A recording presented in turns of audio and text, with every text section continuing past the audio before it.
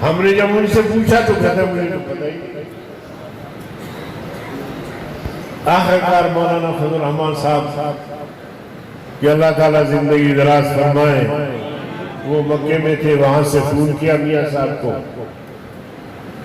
और वो पास हो चुका था तरमीम। हमने सेनेट में शोर मचाया, 1-2 मिनट शायद मैं ज्यादा लूं, लेकिन सेनेट में जो उस दिन बिल पास हो रहा था, मैं वो अपनी कैफियत आपके सामने रखना चाहता हूं। हम 2 से 3 मेंबर थे जमीयत के, बिल एजेंडे में आ गया। अब जाहिर है कि 103 या 4 मेंबरों के होते हुए 4 मेंबर हम क्या कर सकते हैं। इस दौरान जब इजलास शुरू हुआ तो चेयरमैन किसी बात पे नाराज हो गया, या वो भी शायद बचना चाहता था कि मेरी सदारत में बिल पास ना हो। तो ऐलान किया, मैं जो डिप्टी चेयरमैन था मेरे बारे में ऐलान किया कि अब्दुल गफूर हैदरी जो है वो इजलास की सदारत करेंगे। अब उसकी आजमाइश तो खत्म हुई, मेरी आजमाइश कि वैसे बिल पास होता है तो हम वावेला करेंगे, बाहर निकलेंगे, जलसा करेंगे, जुलूस निकालेंगे, लेकिन अगर ये बिल मेरी सदारत में पास होता है तो आपने कहां देखना था कि जी जमीयत की अक्सरियत थी या अकलियत। आपने तो डायरेक्ट ये कहना था कि जमीयत उलमा इस्लाम की मरकजी general secretary deputy chairman senate उसकी सदारत में ये बिल पास। मैं कोई 1 से 10 कुरान भी सर पे उठाता तो आप न मानते कि जी आपकी कोई मजबूरी नहीं। मैं चेयर पे बैठा हूं, अल्लाह से दुआ कर रहा हूं कि अल्लाह कोई आप ही कोई रास्ता निकाले। तो बैठे बैठे मुझे ख्याल आया कि जब इजलास शुरू होता है तो चेयरमैन और डिप्टी चेयरमैन के अलावा एक पैनल का ऐलान भी किया जाता है कि अगर ये दोनों न हो तो उनमें से कोई जो है वो इजलास की सदारत करेगा। नमाज का वक्फा हुआ, मैंने सेक्रेटरी को बुलाया, सेनेट सेक्रेटरी को मैंने कहा कि फिलहाल शख्स को कहे कि वो सेनेट की इजलास का सदारत करे, मैं नहीं करूंगा। उसने कहा ठीक है सर, उसको बता दिया, इजलास शुरू हो गया। अब इजलास शुरू हो गया, रायशुमारी होनी है। अब मैं उसके खिलाफ वोट भी नहीं दे सकता, इसलिए कि मैं डिप्टी चेयरमैन हूं। तो अगर कोई और चेयर पे हो तो मैं अंदर नहीं जा सकता। तो मैंने कहा चलो मेरे एक वोट से होगा कुछ नहीं, लेकिन मेरी सदारत में ये बिल पास ना, ये तरमीम पास ना। चनांचे वो तरमीम आया और पास हुआ, और इतनी बारीक तरमीम कि कोई उसको महसूस नहीं कर रहा था। अच्छे भले लोगों ने कहा कि इसमें कौन सी खराबी, जैसे वहां लिखा हुआ था कि मैं हल्फन इकरार करता हूं, तो हल्फ का लफ्ज काट के मैं इकरार करता हूं। तो उन्होंने कहा कि इसमें तो कोई ऐसी खराबी नहीं। मैंने बुकला से पूछा, उन्होंने कहा कि जी इस तरमीम से इस कानून की जो कुव्वत है, ताकत है, वो मुतासिर हो जाएगी, वो बेअसर हो जाएगी। तो अल्लाह के फजल करम से जो तरमीम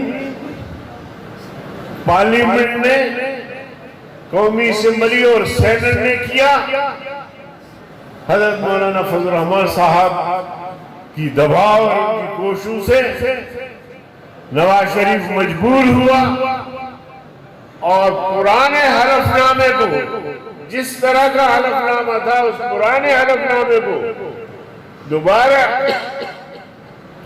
कौमी असेंबली और सेनेट से मुत्तफका तौर पर मंजूर किया। फिर मैंने प्रेस कॉन्फ्रेंस अल्लाह का शुक्र अदा किया, दुरूद शरीफ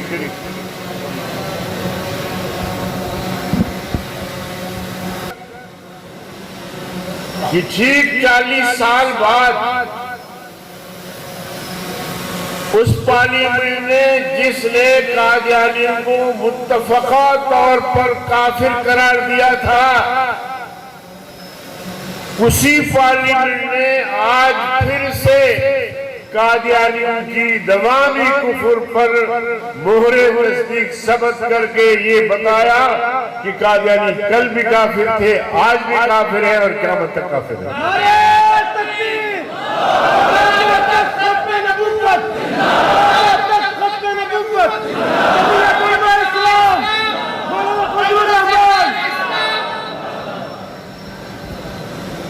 मेरे अजीज दोस्तों, ये चौकीदार, ये कारकुन आपके पार्लियामेंट में थे, इस तरह हम रुकावट बने और आपकी दुआएं और ताउन साथ था और इतना बड़ा काम हुआ, इतना बड़ा काम। और जब 1974 में कादियानियों के खिलाफ ये तरमीम आ रही थी, उस वक्त अमेरिका को हमारा इस्लाम भी पसंद था, जिहाद भी पसंद था और हर इस्लामी बात पर उनको कोई एतराज नहीं था। और आज दुनिया का वाहिद सुपर ताकत अमेरिका, जो हमारे अकाद नजरियात को इमरान जैसे लोगों से मिसमार करने की कोशिश कर रहा है, अल्लाह ने उन्हें भी हिम्मत और तौफीक नहीं दी कि वो रुकावट बने। और आजकल कई बिल पास हुए, मैं उनमें से एक का तज़किरा करता हूं और आपसे जाता हूं। एक बिल पेश किया गया सेनेट, उसका उन्वान था आईनी कवानीन में तरमीम। हमने शोर मचाया तो सेनेट चेयरमैन ने उसे मजहबी उमूर की कमेटी की तरफ भेज दिया। उसका चेयरमैन में जब कमेटी में ये बिल आया, जब हमने उसको पढ़ा तो उसमें लिखा हुआ था कि लड़का लड़की जब उनका निकाह हो जाए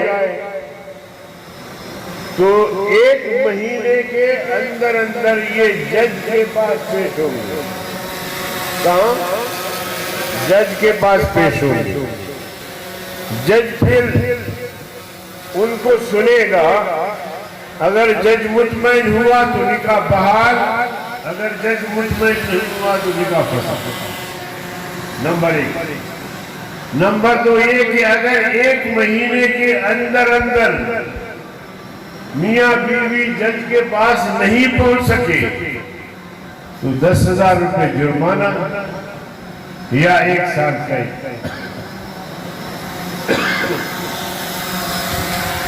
शरीयत ने तो निकाह के लिए इतने कैद नहीं लगाया। शरीयत तो कहती है कि बेहुजूर शाहिद है, 2 गवाह और ईजाद कानून। बात तो लोग कहते हैं कि मौलाना फजल रहमान साहब इमरान खान के खिलाफ क्यों है?